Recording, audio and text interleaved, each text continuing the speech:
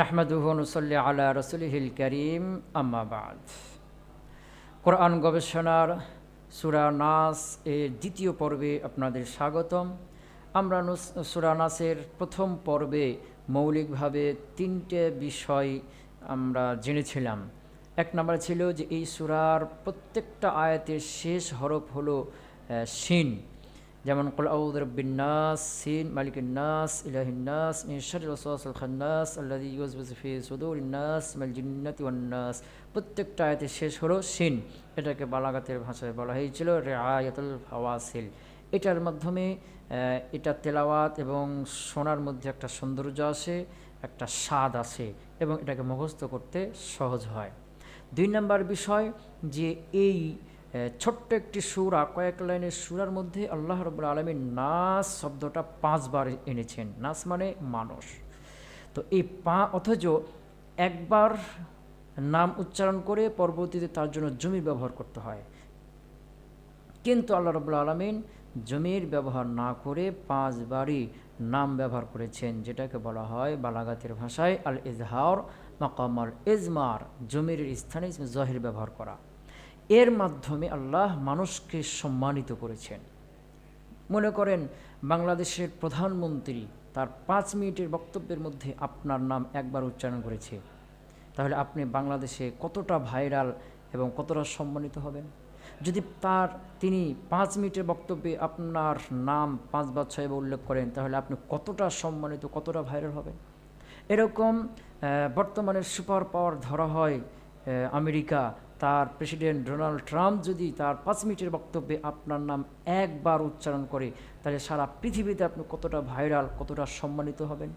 যদি তার 5 মিনিটের বক্তব্যে আপনার নাম 5-6 বার উল্লেখ করে, তাহলে আপনি কতটা ভাইরাল, কতটা সম্মানিত হবেন।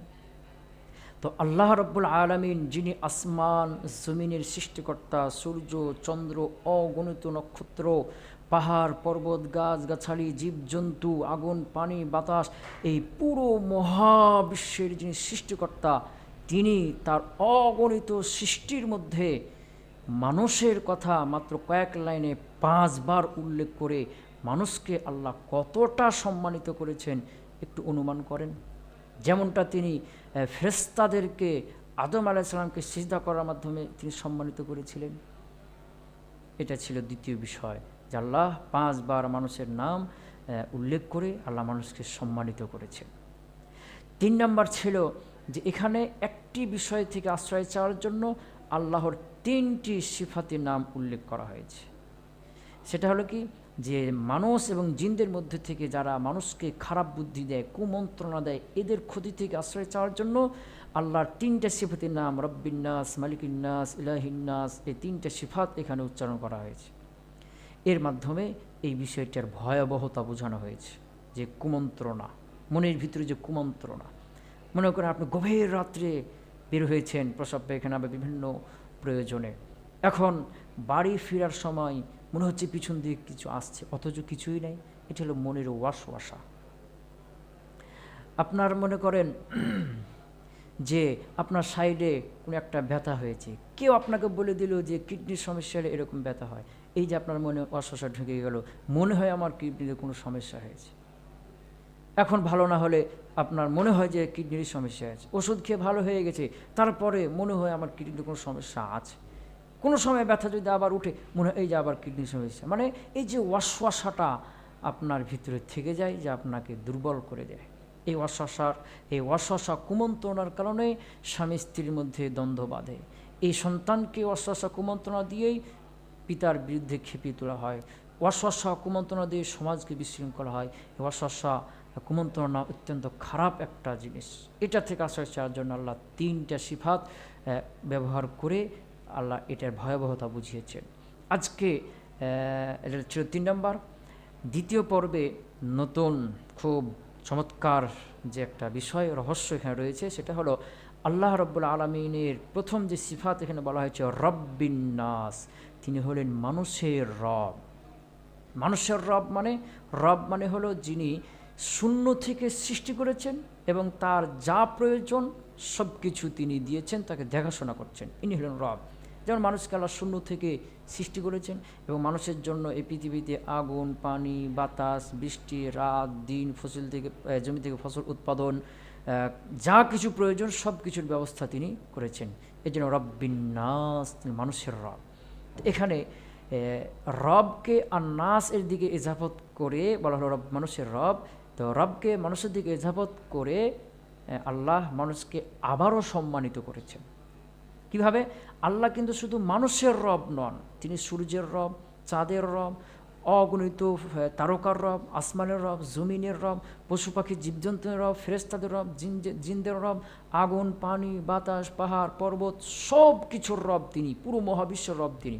কিন্তু সকলগুলোকে বাদ দিয়ে তিনি মানুষের রব, মানুষকে স্পেশালভাবে খাসভাবে বলে মানুষের রব।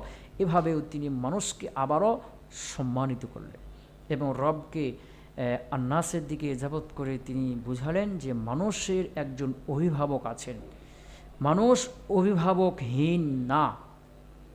মানুষ এই পুরো মহাবিশ্বে যে মানুষ একাই, তার কোনো অভিভাবক নেই, এরকম অভিভাবকহীন না, মানুষের একজন অভিভাবক আছেন। অভিভাবক থাকার কি ফায়দা? আমি ছাত্রদেরকে একটা গল্প বলে থাকি যে জঙ্গলে এক রয়্যাল বেঙ্গল টাইগার, সে এক গরুকে ধাওয়া করেছে। গরু যান বাঁচানোর তাগিদে পলায়ন শুরু করলো। এরপরে সামনে একটা নদী আছে যেখানে পানি নেই, কাদা। এরকম নদীতে সে নেমে গেল। মাঝামাঝিতে গিয়ে কাদায় হাঁটু থেকে বেশি যখন ঢুকে গেল, তখন সে নড়াচড়া করতে পারছে না। এদিকে রয়্যাল বেঙ্গল টাইগার লোভ সামলাতে না পেরে সে নদীতে নেমে গেল। গরুর কাছাকাছি গিয়ে সেও যখন তার হাঁটু থেকে বেশি অর্ধেক কাদাতে ঢুকে গেল, তখন সেও আর নড়াচড়া করতে পারছে না। তখন এই বাঘ গরুকে বলছে, আরে গরু, তুই আসলে একটা গরু, তুই যদি ওপরে থাকতি তাহলে তোকে আমি খেতাম, তুই কষ্ট পেতে মারা যেতি, কিন্তু আমি তো জীবিত থাকতাম। কিন্তু এমন জায়গায় আসলি যে তুইও মরবি, আমাকেও মেরে ফেলবি, দুজনেই এখানে আমরা শেষ হয়ে যাব। গরু তখন মুচকি হেসে বলছে, তোমার কি মালিক আছে? বাঘ বলছে, আমি রয়্যাল বেঙ্গল টাইগার, আমি বনের রাজা, আমার আবার মালিকের কি দরকার? আমার আবার মালিক কে? আমার কোনো মালিক নেই। গরু বলছে, সমস্যা তো ওটাই, আমার একজন মালিক আছে, আমার একজন কৃষক আছে, সে যখন আমাকে না পাবে খুঁজতে খুঁজতে এখানে আসবে, এখানে এসে তোমার মাথায় দুটো বাড়ি দিয়ে কাদাতে পুঁতে দিবে আর আমাকে উদ্ধার করে নিয়ে যাবে। এটা হলো মালিক থাকার, অভিভাবক থাকার উপকারিতা। তো এখানে রব্বিন নাস, রবকে আর নাসের দিকে ইজাফত করে আল্লাহ বুঝিয়েছেন মানুষের একজন অভিভাবক আছে। দিয়ে এটা বুঝিয়ে আল্লাহ মানুষকে সম্মানিত করলেন যে মানুষ এতিম না, মানুষের অভিভাবক আছে। আল্লাহ অন্য জায়গায় কোরআনে বলছেন, যালিকা বিআন্নাল্লাহা মাওলাল্লাযীনা আমানু ওয়া আন্নাল কাফিরিনা লা মাওলা লাহুম, যে যারা মুমিন তাদের মাওলা, অভিভাবক হলেন আল্লাহ, আর যারা কাফের তাদের কোনো অভিভাবক নেই। সম্মানিত হাজিরিন, আজকে এ পর্যন্তই। আল্লাহ রাব্বুল আলামিন আমাদেরকে বিষয়টি ভালো করে বুঝার এবং আমল করার তৌফিক দান করুন। আল্লাহুম্মা আমিন।